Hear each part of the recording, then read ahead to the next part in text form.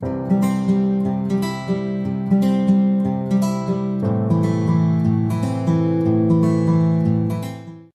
is 590th day that I'm here to share lessons I learned, and I'm learning. I hope this has to support your dreams, your goals, allow you to become the person that you want to become.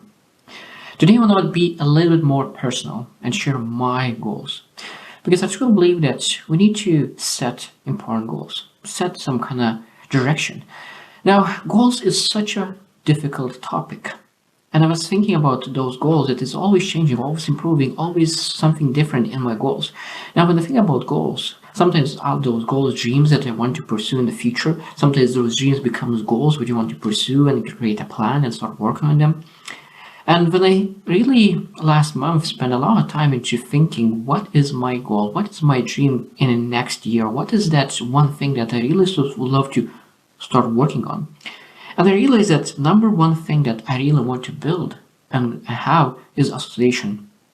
And I was thinking about all the people that have influenced me the most. And of course, there's a lot of great people. There's people who are not living anymore, like Jim Rohn, Zig Ziglar, who really impacted in a lot of different ways. And there's a lot of people, Augmendina. But now when I was thinking about what is my main goal, I realized that I would love to have a association that I could be proud of. I would love to be known by them. I would love my heroes to know my name because they have impacted my life in such a good, positive way. So being able to really talk to them and speak with them and say how appreciative I am of their time, of their investments, not just in me, but in people in general.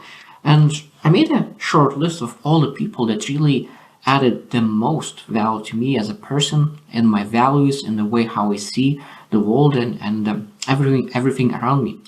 So John C. Maxwell, Ed Milet, Simon Sinek, Gary Vee, Darren Hardy, Brendon Burchard, Tony Robbins, Jordan B. Patterson, and Andrew Tate. All those people really impacted the way how I see my life, and I really hope that one day I will be able to shake their hands and say that I really appreciate you for all the things that you do because they inspire me to be a better person. And when I think about my goal is to be one day similar like them. I aspire to be like them because I want to be able to impact someone else how they impacted me because they have impacted everything what I do. John C. Maxwell is the main person that really impacted the most. And Milet at the moment is the main person that I really look up to because everything what he does, I really admire. He has a great fitness. I love the way how he believes about faith and religion and spirituality. I love how he represents the kindness and generosity of his time and wealth and how you're supposed to live your life in general. So, of course, I understand there's a lot of different ways to achieve your goals. And I was looking at every single person, what they say about goals. Because I truly believe when you think about goals, you need to find people that you really admire and ask, what do you think about goals? What I supposed to do to achieve my goals? Because the better perspective you have, the better you're able to pursue your goals. So today I will share a couple of things that I have learned over the time about goals. This will be pretty short, but at the same time it's very valuable that every single time I learn a little bit more about goals. And the first thing that's what I learned that is getting old and growing old is such a different thing. So that means that every single person is automatically getting old. So that means you every single day you are one day older. But growing old is such a different thing. So that means are you getting old or growing old? Because growing old is by decision. You need to choose to grow yourself. You need to choose to pursue something. And at the same time, if you want to grow, you need to have some kind of goal in mind what you're pursuing. But at the same time, you need to have that not goal oriented but growth oriented, because when we set goals we need to ask ourselves what kind of growth we need to have to be able to achieve that goal. Because a lot of times when we think about our goal, we are not able to achieve our goal with current ourselves. So that means we'll need to change ourselves, improve ourselves, build a skill, build a mindset that will allow us to achieve that goal.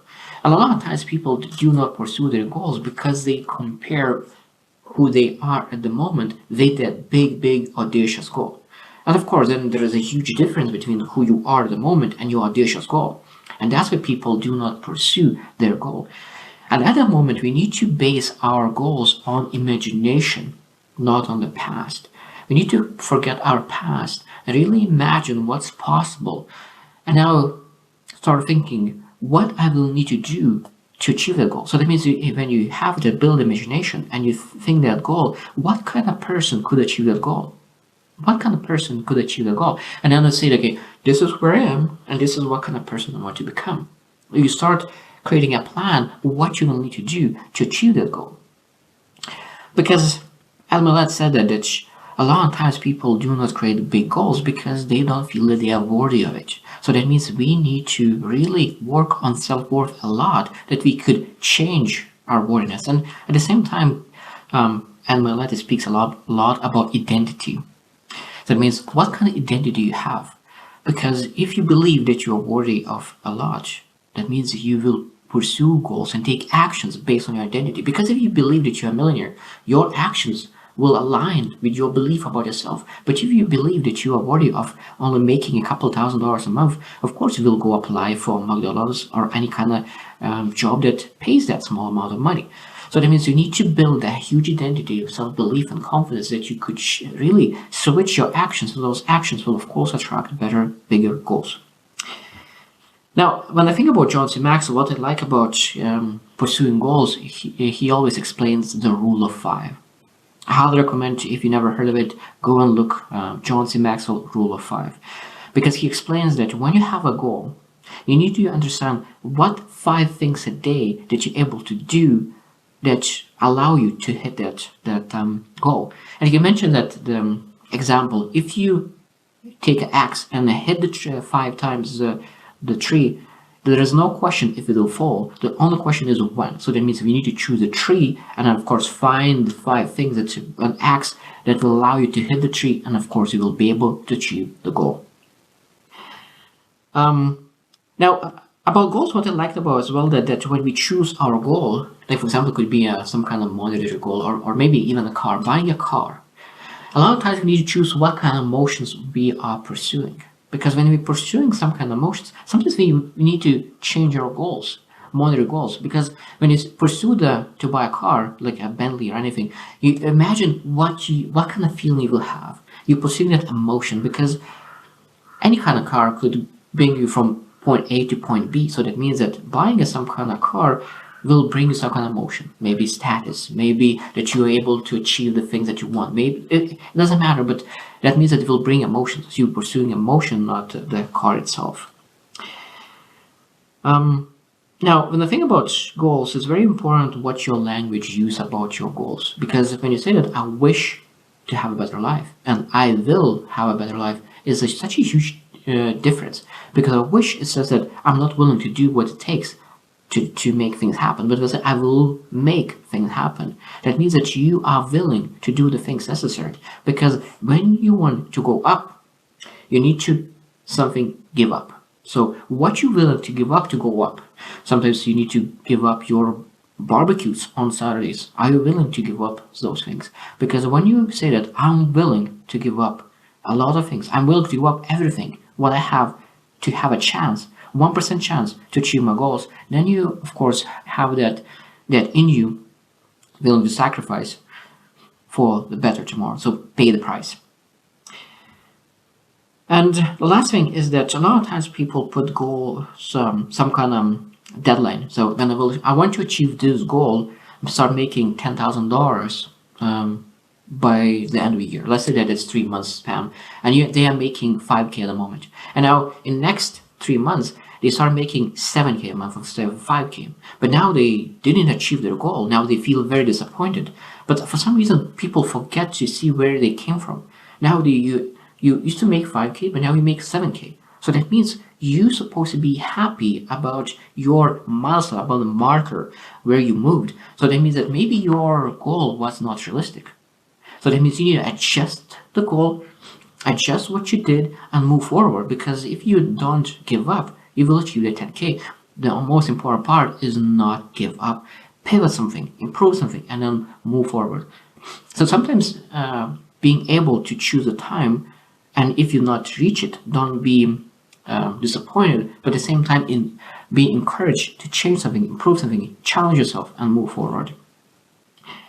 So goals are essential in life, and at the end of the day, everyone has different goals, and probably sometimes it could be weird that some goals people say that, oh, this goal is so weird, but at the same time, this is your life.